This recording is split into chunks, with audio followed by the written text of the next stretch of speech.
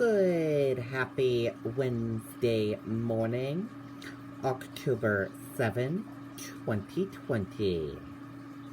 I'm Riley King, and welcome to the Riley King Newscast, right here on the Riley King Network.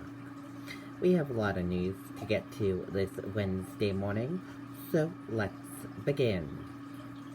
First up, we begin with COVID-19 updates.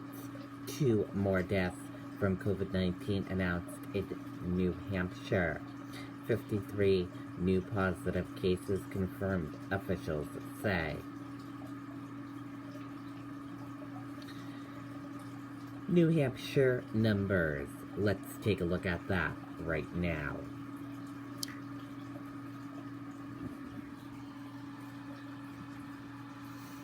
There are 53 new cases, 8,731 cases, 500 active cases, 2 new deaths, and 446 total deaths, 743 hospitalizations.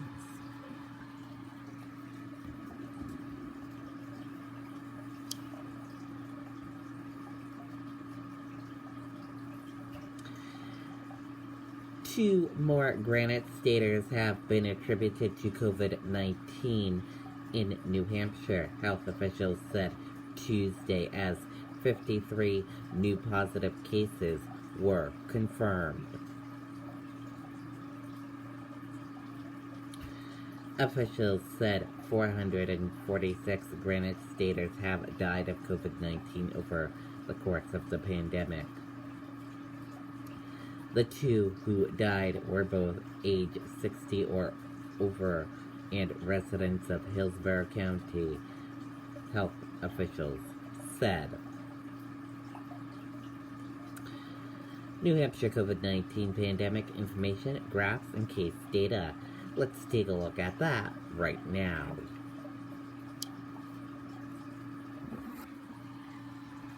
And here is a look at that information for all of you right now. There are 8,731 number of people in New Hampshire have tested positive for COVID-19.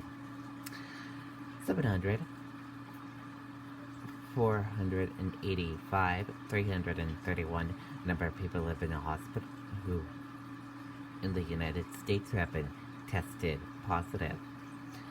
446 number of people of death of COVID-19 in New Hampshire.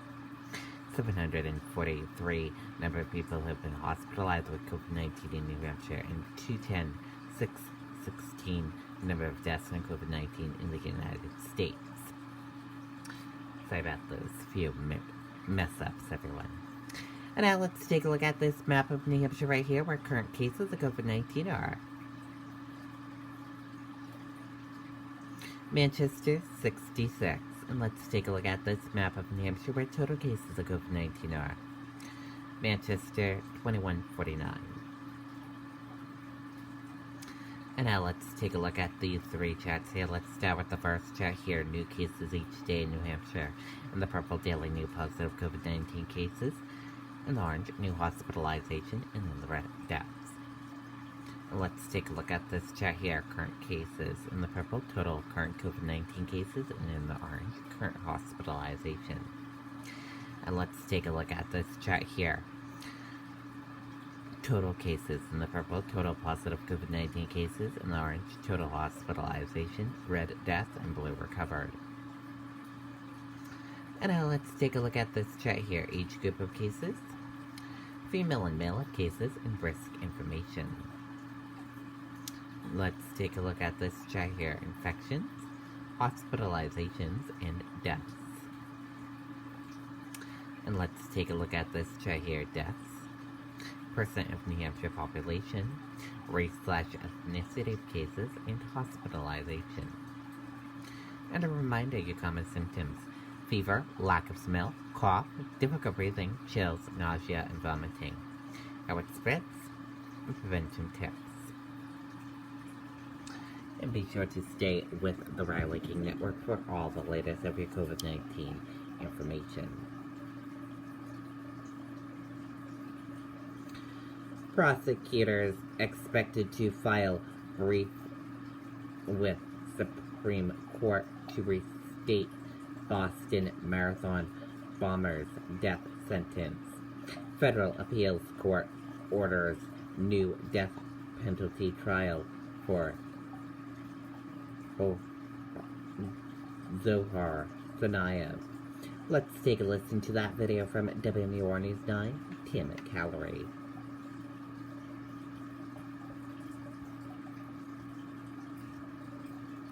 May be canceled, but Mainly Tubs' huge annual fair sale is back and bigger than ever, with hundreds of hot tubs in stock. And the U.S. Attorney's Office has filed a request with the U.S. Supreme Court to review the death penalty sentence for Zohar Tsarnaev in the 2013 Boston Marathon bombing after his first sentence was overturned. All of the victims and survivors want their testimony to be heard. Mel Arredondo witnessed the attacks that killed 3 people and injured more than 260. Her husband Carlos provided aid to the injured. The Arredondos have been working with the U.S. Attorney's Office as families have been prepared by prosecutors on what to expect after the death penalty was overturned. It's going to bring a lot of attention. It's going to be in the news a lot. Federal prosecutors are hoping the Supreme Court will reinstate Tsarnaev's execution, but it will be hard to get in front of the land's highest court, according to UNH law professor Buzz Scher. I don't think there's anything exceptional about the case that would cause the Supreme Court to take it up. Scher says, generally speaking, the U.S. Supreme Court usually takes cases involving legal principle or on interpretation of statute, but that's not the case here. The U.S. Supreme Court usually does not take cases just to fix what they might view as an error in the cases. What lawyers say, the U.S. Supreme Court is not an error correction court, it's a policy court. And Scher says it could be a few months before we hear the Supreme Court's decision. Tim Calorie, WMUR. Okay, and there you go on that video and that report. Wall Street gains slide after President tweets that stimulus talks are stalled. New Hampshire officials react. Let's take a listen to that video from WMUR News 9, Charisse Leclerc.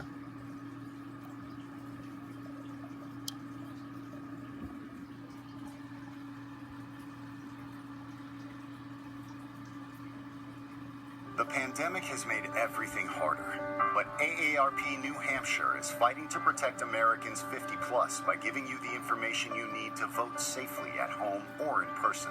Learn more at aarp.org/nhvotes.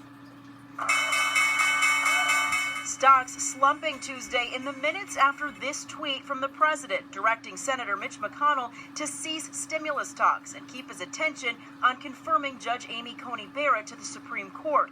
The move sending shockwaves from Wall Street to the Granite State. The speaker is negotiating for people who are really hurting across this country from COVID-19, negotiating for their health care, negotiating for our economy, small business relief. Congresswoman Annie Kuster pointing to the $2.2 trillion package that passed the House last week that she said would have directed $800 million to the state of New Hampshire for lost revenue. Her opponent in the 2nd Congressional District, Steve Negron, says the president is putting his foot down on spending. And I think what he's saying right now is that, look, this is more money that we need for this package than what's necessary. And that's the same thing, this is Nancy Pelosi's agenda. In a tweet, Governor Chris Sununu saying in part, quote, Washington continues to drop the ball, unwilling to work together to fulfill the promises they made to the states. Senator Dan Feltus, who's running against Sununu for governor, responding to that tweet saying, quote, you can't fix the problem unless you name it. Real Donald Trump is the problem. Now, all of this as the chair of the Federal Reserve warns that the economic fallout could be dire if we can't get the virus under control. Charisse Leclerc, WMUR News 9. Okay, and there you go on that video and that report.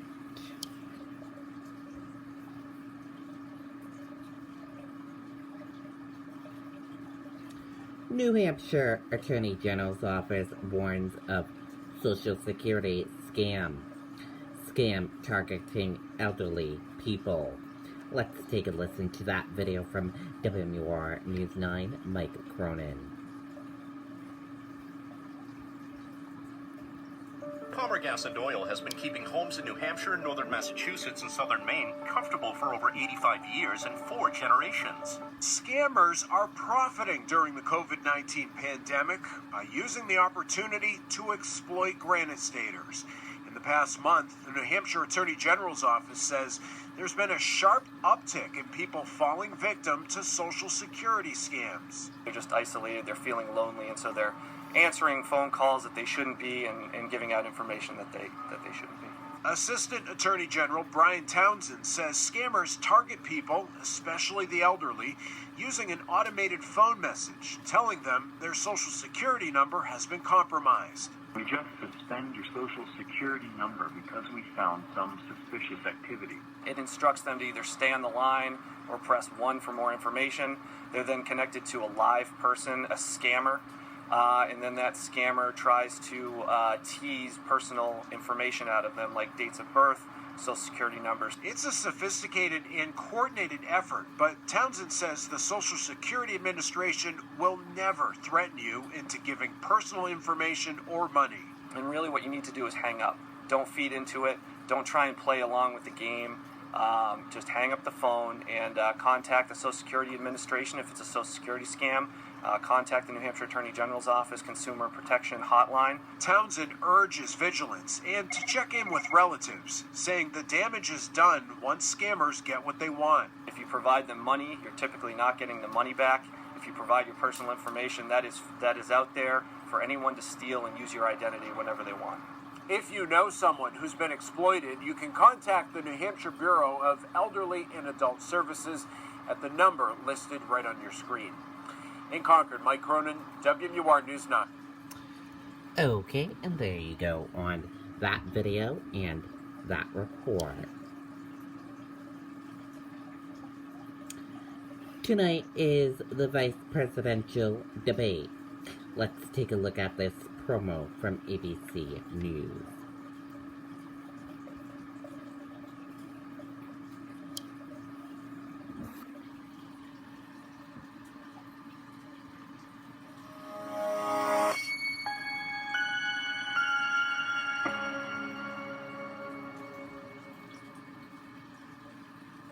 Wednesday night on ABC, Mike Pence, Kamala Harris. Now, with so much on the line, the vice presidential debate, starting with a live event special with George Stephanopoulos and the most powerful team in politics. Then the debate, Wednesday night on ABC. Okay, and there you go, the debate tonight. And it will be a 90-minute debate, like the presidential debate. This will be a 90-minute debate as well, with no commercial breaks, and it begins at 9 p.m. And that does it for this morning edition of the Riley King Newscast, right here on the Riley King Network. Have a great rest of your day, and I'll see you back here later on today for another newscast. Goodbye, everyone.